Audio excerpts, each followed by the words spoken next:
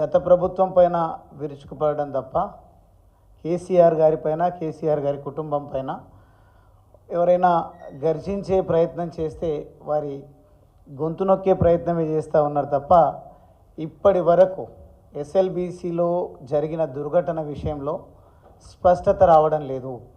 ప్రత్యేకించి ఉత్తమ్ కుమార్ రెడ్డి గారు మంత్రిగా ఉంటూ ప్రతిరోజు 2 రోజుల్లో శవాలను అనలేము, కానీ మాకున్నటువంటి సమాచారం, ఎందుకంటే నేను అదే నియోజకవర్గానికి 10 సంవత్సరాలు ప్రాతినిధ్యం వహించడం జరిగింది. అక్కడ ఉన్నటువంటి జేపీ కంపెనీ వాళ్ళతో పరిచయాలు ఉన్నాయి, అక్కడ ఉన్నటువంటి కార్మికులతో పరిచయాలు ఉన్నాయి, ఇంజనీర్లతో పరిచయాలు ఉన్నాయి. కాబట్టి మేము సేకరించినటువంటి సమాచారం ప్రకారం అయితే అదే రోజు వాళ్ళు మరణించడం జరిగిందనే మాట మాకు వినిపించింది.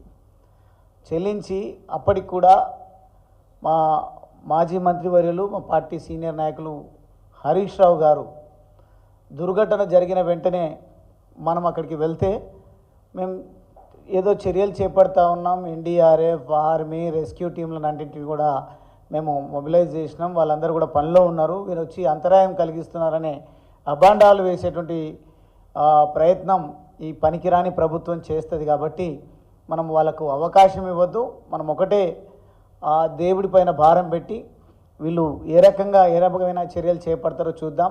మొత్తంగా కార్మికులనైతే బయటపడేయాలనే ఆలోచనతోన 4-5 రోజుల పాటు ఎక్కడ నోరు మెదపకుండా అన్ని విషయాలను గమనిస్తూ పోతే చివరికి మేము అక్కడికి వెళ్ళిన రోజు ముందేమో మేము హైదరాబాద్ నుంచి బయలుదేరినప్పుడు 15-20 మంది వరకు మాత్రమే వెళ్ళండి సార్ లోపలికి, మిగతా వాళ్ళని అనుమతించడానికి వీలుండదు, ఎందుకంటే సహాయక చర్యలు కొనసాగుతూ ఉన్నాయంటే మేము చాలా పద్ధతిగా మీరు ఎంతమందిని చెప్తే అంతమంది మాత్రమే వెళ్తామని ప్రత్యేకించి మహబూబ్ నగర్ జిల్లాకు సంబంధించి, ఉమ్మడి మహబూబ్ నగర్ జిల్లా, నల్గొండ జిల్లాకు సంబంధించినటువంటి కొంతమంది ముఖ్యులతో మేము అక్కడికి వెళ్ళిన తర్వాత దోమల్పెంట చెక్ పోస్ట్ దగ్గర ఎస్పీ గారు, అదేవిధంగా మిగతా పోలీస్ పెద్దలందరూ మమ్మల్ని ఆటంకపరచడం విషయంలోనే దృష్టి కేంద్రీకరించిన తప్ప అనుమతించినాం కదా, వీళ్ళు వెళ్ళి చూసి రావడం వల్ల నష్టం లేదు అని ఎక్కడ కూడా వాళ్ళు వ్యవహరించలేదు. దీనికి కారణం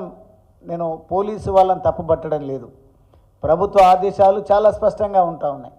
ఎక్కడికి ప్రతిపక్ష నాయకులు వచ్చినా వాళ్ళను ఆపాలి, వాళ్ళకి అవకాశం ఇవ్వద్దు.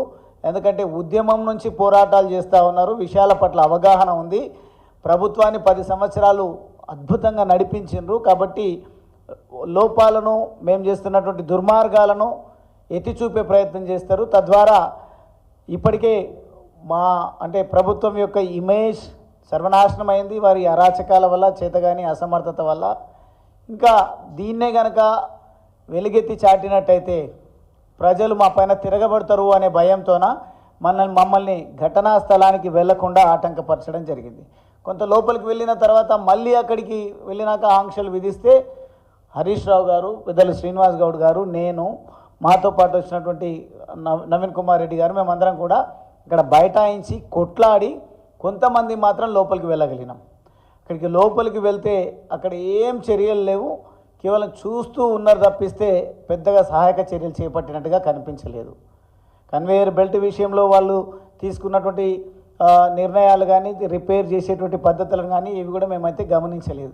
అక్కడ ఇంజనీర్లు ఉన్నారు, వాళ్ళతో మేము మాట్లాడితే సార్ వాళ్ళు మాట్లాడుతున్నారు కానీ మేము బయట చెప్పలేము అని భయపడుతూ ఇది 10-15 రోజులైనా బయటకు వచ్చే పరిస్థితి లేదు సార్, అంత దారుణంగా కూలిపోయింది.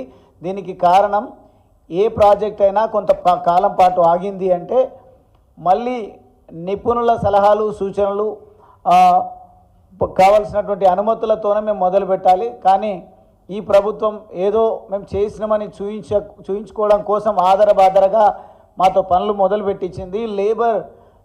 కార్మికులు లోపలికి వెళ్ళడానికి భయపడుతూ ఉన్నా వాళ్ళను భయపెట్టించి లోపలికి పంపించి వాళ్ళ చావుకు వీళ్ళు కారణమయ్యిండ్రు అని చాలా స్పష్టంగా చెప్పడం జరిగింది.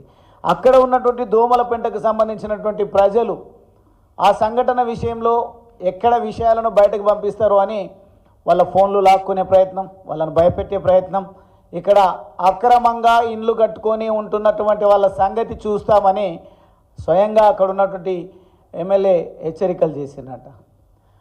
దోమలపెంటలో ఉన్నటువంటి ప్రజలను థ్రెటన్ చేస్తూ ఉన్నారు. అదేవిధంగా మన్నెవారిపల్లి, దేవుల తండా, జోగ్య తండా, అదే మాదిరిగా గణపురం, మార్లపాడు తండా, సిద్ధాపూర్, ఆ ప్రాంతంలో అచ్చంపేట మండలానికి సంబంధించినటువంటి ఆ ప్రాంతంలో ఉన్నటువంటి రైతాంగం ఎస్ఎల్బీసీ మాకు వద్దు, మా పంటలు నష్టం జరుగుతాయి, మాకు ఇబ్బందులు జరుగుతాయి, మేము ఉండడానికే కష్టమవుతుందని చెప్తే